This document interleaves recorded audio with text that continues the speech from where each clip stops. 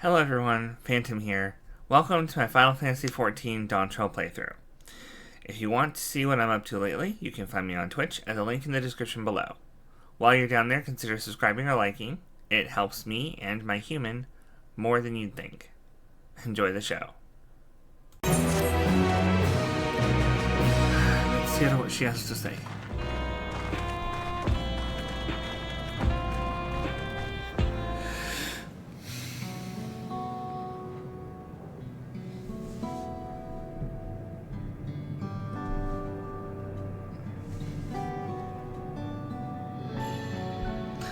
It's so wonderful to meet you all. And the students of Aldessian. It's been a while since I heard that name. Dare I ask the reason for your appearance? Oh, this? It's just a body I control remotely. I use this for operations. Okay, so she does actually have her real body still, apparently. We're members of a resistance organization, Oblivion we call ourselves, and our goal is to thwart Zoraljah's ambitions for conquest. As the leader, it's prudent that I remain where I can't be easily found. I see. Whimsical appearance notwithstanding, yours is a serious case. Cause. Right you are, though truth be told, Oblivion was founded for an altogether different purpose. That is? As I expect you've already noticed, everything you see within this dome, the world, the buildings, the people, the very earth beneath our feet, is a fusion of two worlds. Stopping such a fusion was Oblivion's original mission. Then, does that mean you know who or what is responsible for it? I'm afraid not. This was a long time ago, and our mission statement has become more of a legend that's passed down to members. By the time we joined, our sole objective was stopping Zoraljah. We failed to do that, and now he's taking his army outside the dome.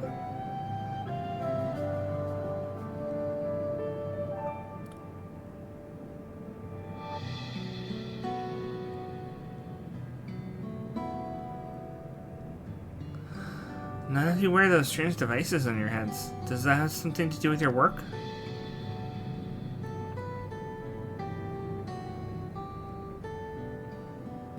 You mean this? It's a regulator. The pinnacle of electro technology, and that we don't wear it is indeed related to our operations. What exactly does it do? Allow me to explain. Regulators have two primary functions. The first, as the name suggests, is the regulation of the wearer's reserve souls.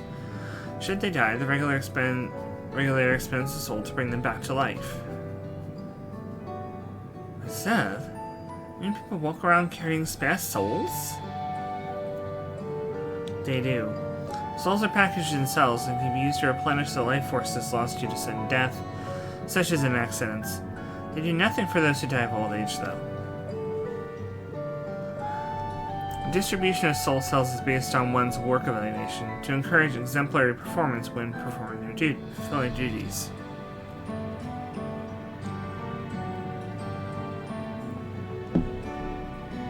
Souls is a common resource in payment for services rendered.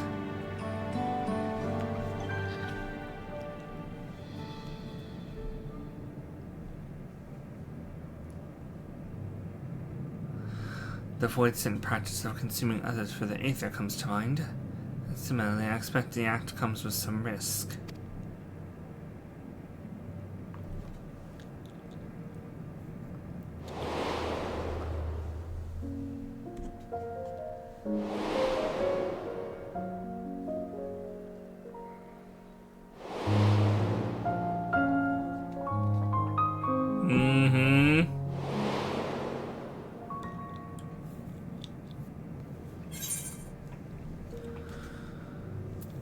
Wouldn't the consciousness of others corrupt your own?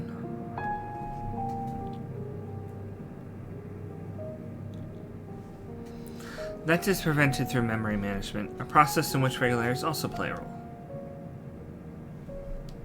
Memory management?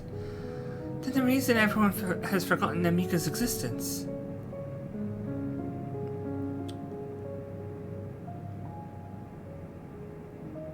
The regulators are constantly recording the memories of their wearer. So if they should suddenly die, their memories can be refreshed as part of the restoration process. This is how they preserve one's identity and sense of self. However, the regulators are also triggered when someone else dies. The reason being that regulators forcibly extract memories relating to the deceased from anyone wearing one. Why would they do such a thing? It's a kindness bestowed on the people by Everkeep's core system, so that no one has to suffer the pain of loss.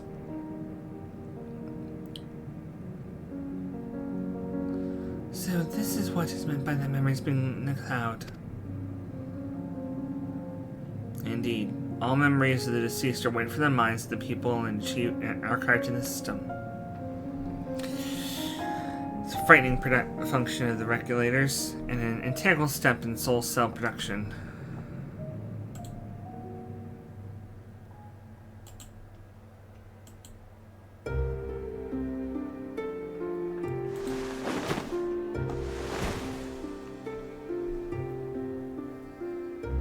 You see, when a person dies of natural causes, their soul is temporarily housed within the regulator.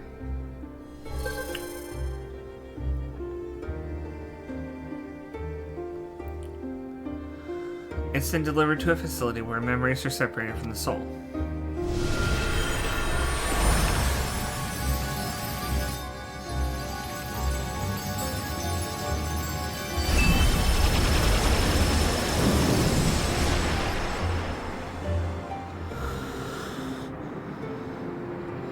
The result is a fresh soul cell, free of impurities, ready for distribution and consumption.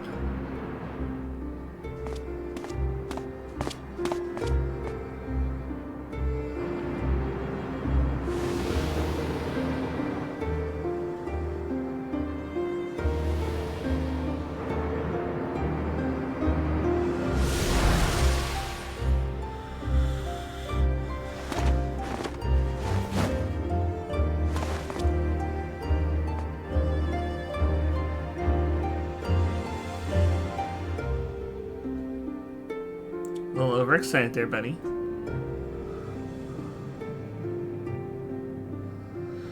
Meanwhile, the memories are stored in the core system to be remembered forever.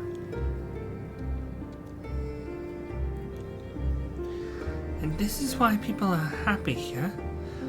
On the surface, it's similar to the Hui philosophy, but I see nothing noble or comforting in it. Well, it doesn't seem too terrible to me personally. All comes down to what you're used to, I suppose. Like the barrier encasing Alexandria. This system was created to overcome the calamity that transformed the world hundreds of years ago.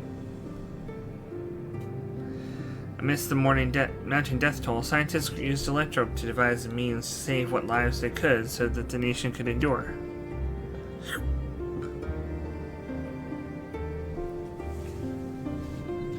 I understand that people of Alexandria did what they believed was best to save their people. I just find it hard to believe that Terali would also accept this way of living.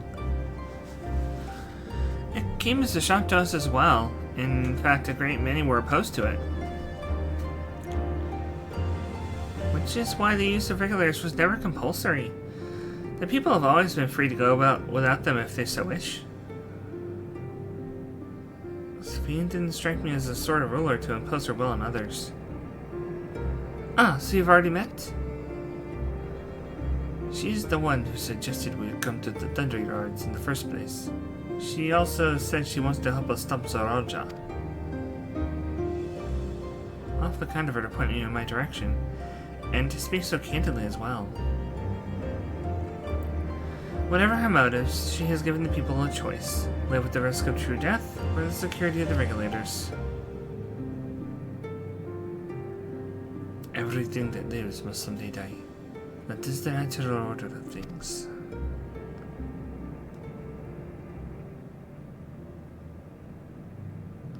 Alright. But however you feel about them, it would be easier to understand what the regulators are capable of if you saw it for yourself.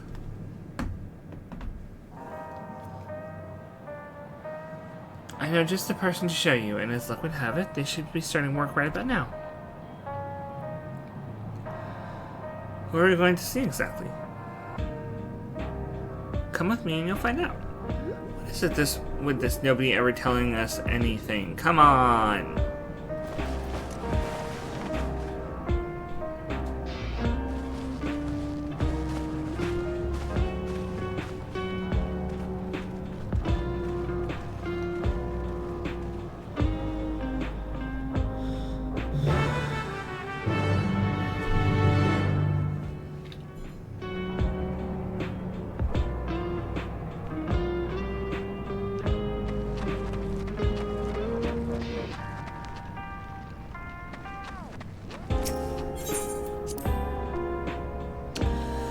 Okay, so it's not as bad as I thought it was gonna be, but...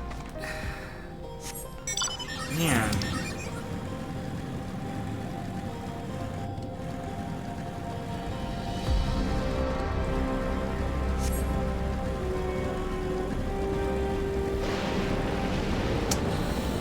What happens to those souls, though, with regards to the life stream?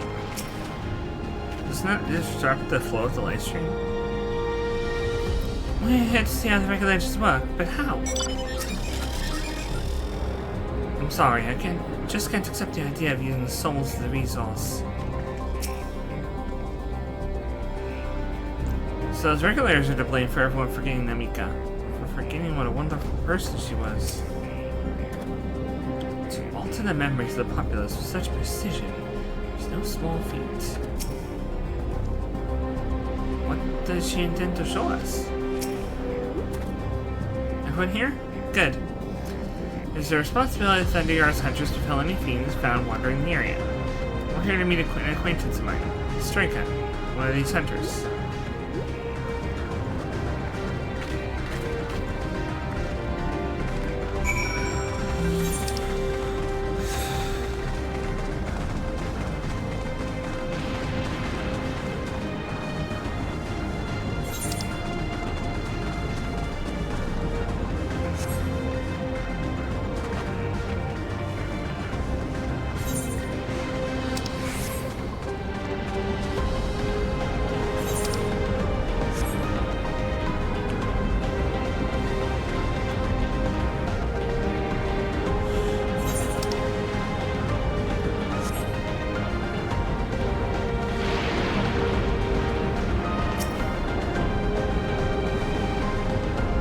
What do you think is in this box? I'm guessing food. He always gets food. Judging by its name, I think this facility is for gathering lightning energy. Let's get this over with. Given the opportunity, I should very much like to study that trip on behalf of the students. While I'm not blind to the potential benefits of these regulators, the risks inherent in giving another party the power to alter your memories cannot be overstated. Never mind the ethical considerations of using souls in such a fashion.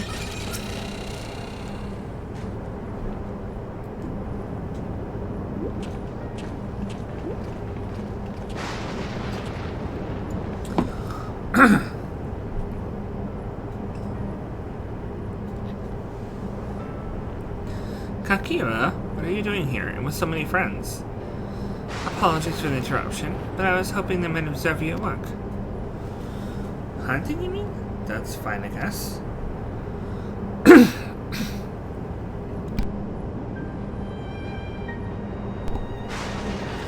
Hold on, I assume they are wearing special regulators like Queen's Fiend's crown, but they aren't wearing anything at all. It's much too dangerous to be here without one. What if they're struck by lightning or attacked by beasts? I can assure you they're all quite capable of looking after themselves. If anything should go amiss, I will take full responsibility.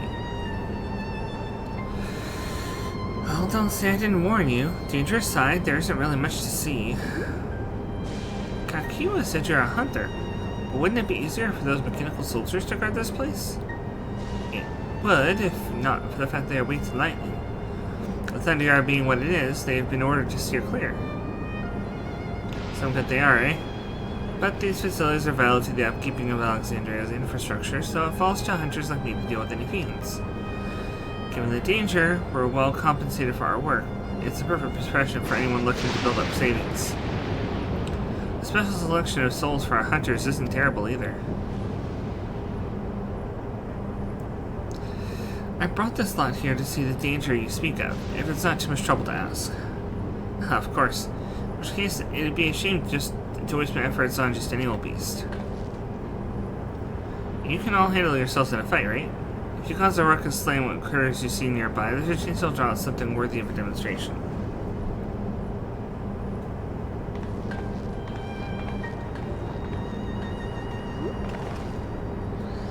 I'm not sure I understand, but I suppose we should slay what we can. See you, Vox. Thanks for coming.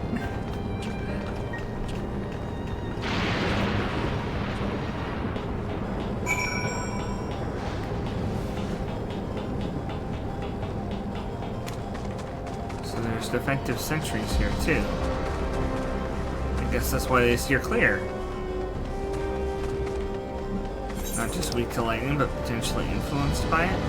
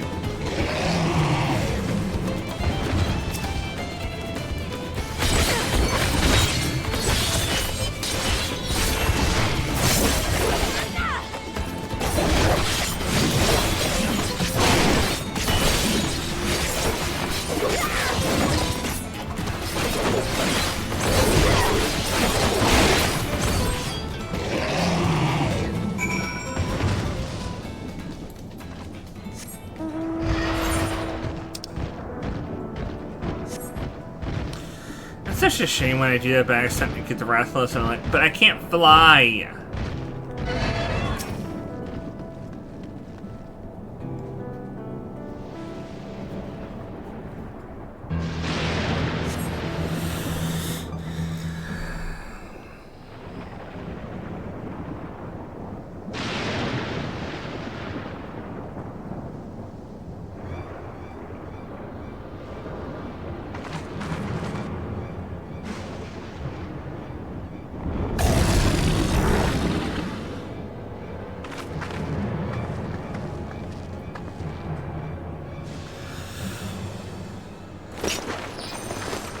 This won't do nicely. Oh, she's a monk.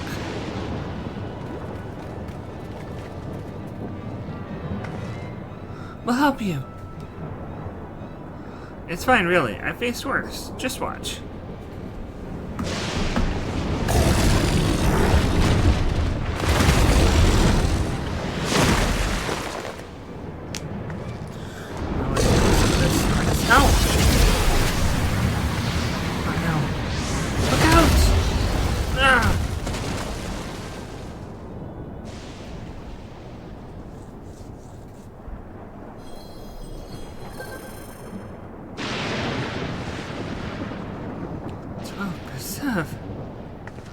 She needs healing.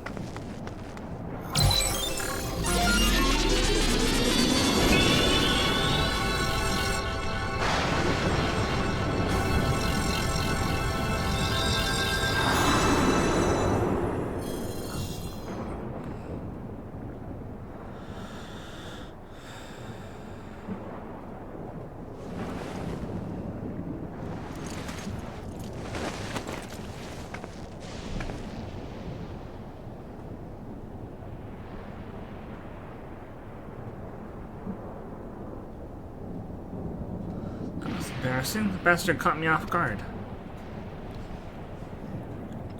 Are you mad? Seriously, let us help. I told you not to worry. This'll only take a moment.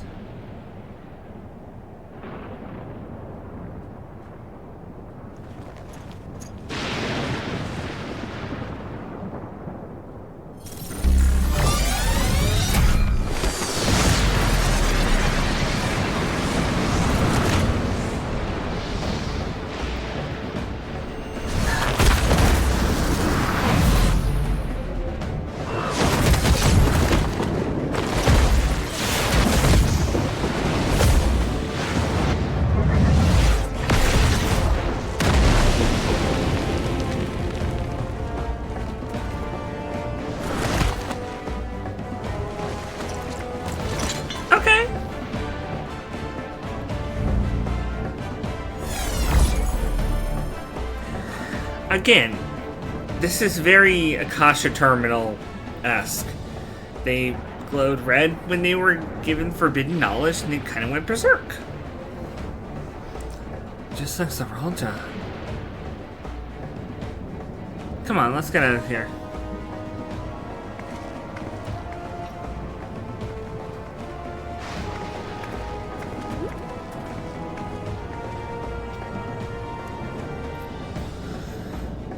That's also a function of the regulator.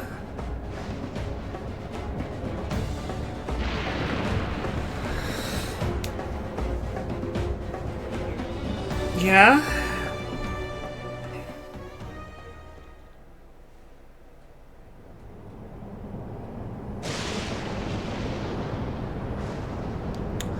I think I understand now how Zaralja was able to return from the dead and defeat Papa, but I'm not sure what we saw at the end there.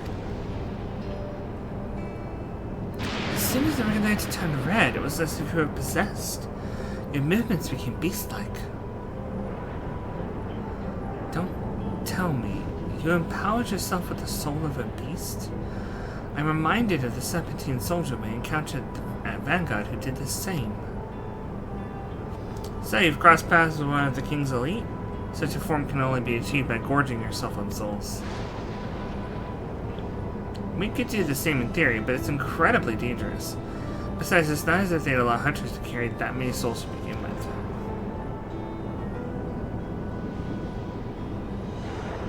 Well, I should be getting back to work. Take care.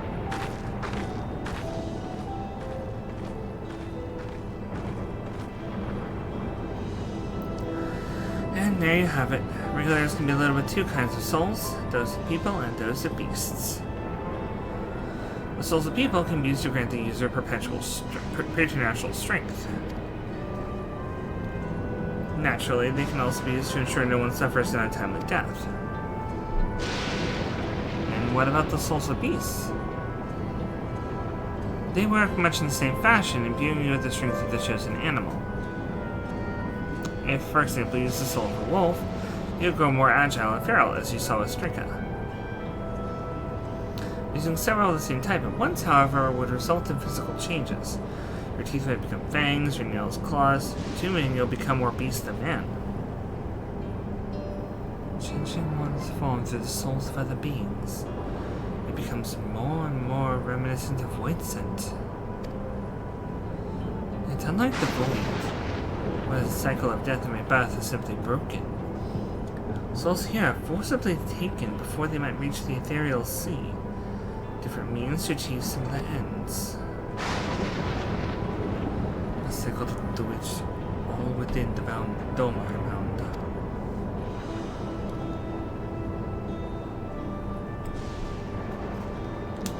This is wrong. This is all wrong. It is indeed hard to accept, being so far removed from our own beliefs. Perhaps more shocking is that the technology to achieve all this was developed hundreds of years ago. The civilizations and their reflections are surprising indeed. Flashback to Emmett Salk? No. We're not letting him re-say the line then, I guess. But that is where his stuff's coming from.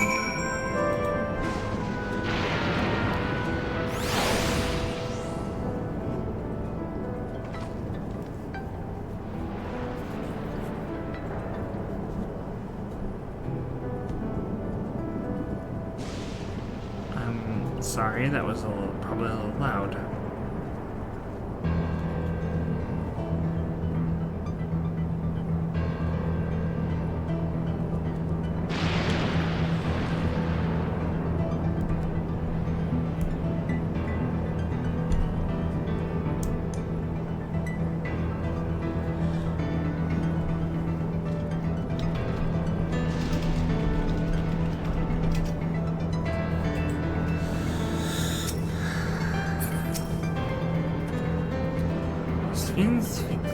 Speaks of lived experiences that suggest she's far older than she appears.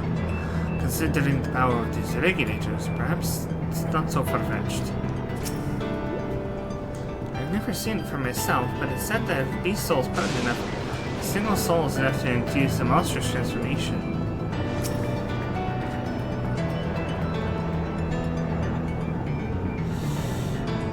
I understand this is part of the culture, but it's no less disconcerting.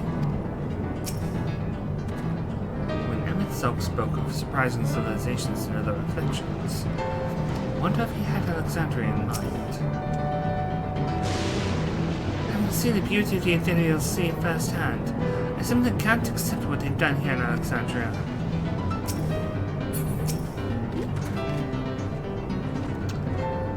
Well, we have our thoughts, all have our thoughts and souls. For now, the most important thing is that we know what powers Zoralja has at his disposal. It is one thing to separate corporeal ether from incorporeal ether, but to strip memories from the soul entirely is unprecedented technology. This is no longer... sorry, I thought that was Sulkaman. This is no longer only to the Olaw's concern. With his newfound power, Zoralja has become a real threat to the entire world. Indeed, he has to be stopped, no matter the cost.